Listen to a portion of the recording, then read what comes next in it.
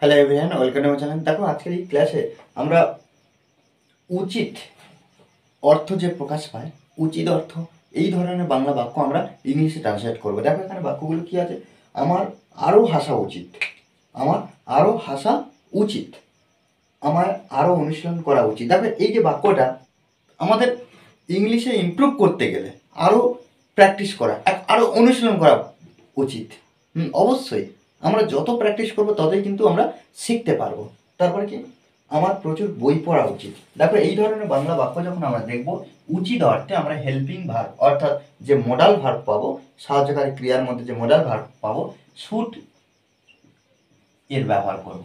Should মানে কি উচিত, শুড যখন ব্যবহার করবো তখন উচিত, উচিত দেখতে পেলেই শুড আমরা ব্যবহার করবো। দেখো সাবজেক্ট হলো আই, আমার উচিত, আই মানে আমার, আমার উচিত, শুড, আই শুড, আমার উচিত, শুড, শুড হলো মোডাল, শুড হলো মোডাল, অর্থাৎ আই শুড আমার উচিত হাসা, smile, smile, I should smile, আমার হাসা উচিত, আরও মানে আরও অধিক, মোর।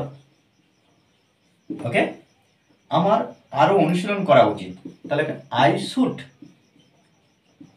আই শুড আমার উচিত অনুশীলন করা, অনুশীলন, অনুশীলন ইংরেজি কি প্র্যাকটিস, প্র্যাকটিস, প্র্যাকটিস, আমার অনুশীলন করা উচিত আরও, মোর। ওকে, আমার আরও অনুশীলন করা উচিত, আমার প্রচুর বই পড়া উচিত, আই শুড আমার উচিত কি উচিত পড়া। আমরা শুড এর পরে প্রত্যেকবার যেমন ভার্ব ব্যবহার করছি, ঠিক এখানেও read, R E A D, I read, I should read, I should read আমার পড়া উচিত প্রচুর বই, প্রচুর বই, আ লট অফ বুকস। ওকে, আমার তাকে সত্য বলা উচিত, আই শুড আমার উচিত,